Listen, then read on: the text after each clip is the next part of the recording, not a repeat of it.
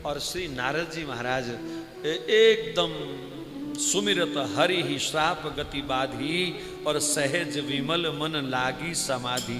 कहते हैं श्री नारद जी को श्राप है, वो एक स्थान पर लगातार नहीं बैठ सकते, लेकिन यहां गोस्वामी जी कहते हैं सुमिरत हरि ही, इस सुरम्य स्थान पर मैं अपने ठाकुर जी के चरणों से लाड लड़ाऊं, इतना विचार आते ही वो श्राप की जो बाधा थी वो दूर हो गई। नारद जी की श्राप की बाधा दूर हो गई। सुमिरत हरि ही कैसे दूर हुई? बोले भगवान का स्मरण करते ही। इसका मतलब हमारे जितने श्राप हैं, जितने ताप हैं, वो भगवान के स्मरण से ही दूर हो सकते हैं। ये महामारी का जो वातावरण बना हुआ है इस समय, इसका समाधान डॉक्टरों के पास पता नहीं पूरी तरह से सटीक है कि नहीं, प्रमाणिक है कि नहीं, किसी को डॉक्टर लाभ दे पा रहे हैं कि नहीं दे पा रहे हैं, लेकिन इसका अगर सटीक समाधान है तो इस प्रसंग के हिसाब से मैं कह सकता हूं कि भगवद आराधना ही इसका सबसे सटीक समाधान है, इसका परम समाधान है। जिस प्रकार कल दिल्ली में लोगों ने शराब के ठेकों में 2-2 किलोमीटर की लाइनें लगा करके अपना मदिरा प्रेम प्रकट किया है, काश इस रामनवमी पर इसी प्रकार लोग धड़ल्ले से जुड़ के कम से कम 108 हनुमान चालीसा का सब हिंदू समाज अगर पाठ करे तो हो सकता है आने वाले कुछ दिनों में ही हनुमान जी की कृपा से इस श्राप से हम लोग मुक्त हो जाएं। पर हमारा समाज श्राप के लिए एकजुट हो सकता है, पर भजन एकजुट होके नहीं कर सकता।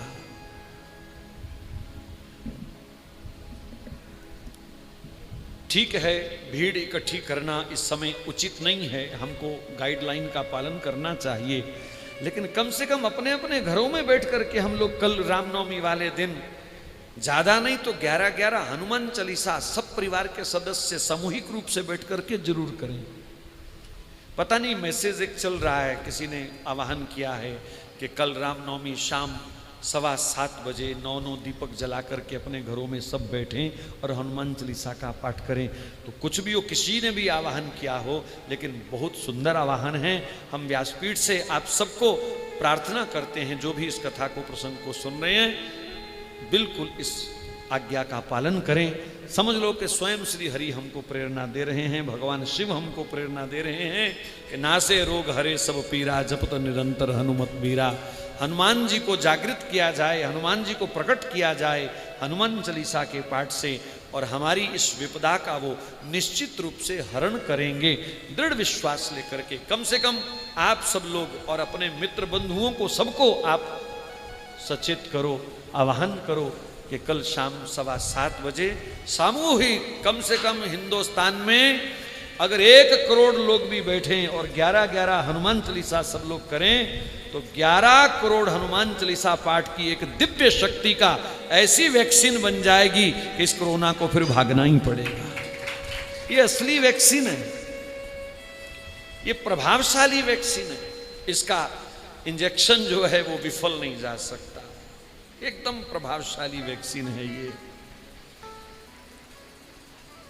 कल दोपहर 12 बजे हर घर में ज्योत जलनी चाहिए। जो मंदिर जा सकते हैं मंदिर जाएं, वरना ठीक 12 बजे अपने अपने घरों में ज्योति प्रज्वलित करके भय प्रकट कृपाला जो भगवान की स्तुति है यहाँ से भी होगी, और अपने अपने घरों में सब मानस जी का ये दिव्य छंद गा करके भगवान के प्राकट्य की स्तुति करें।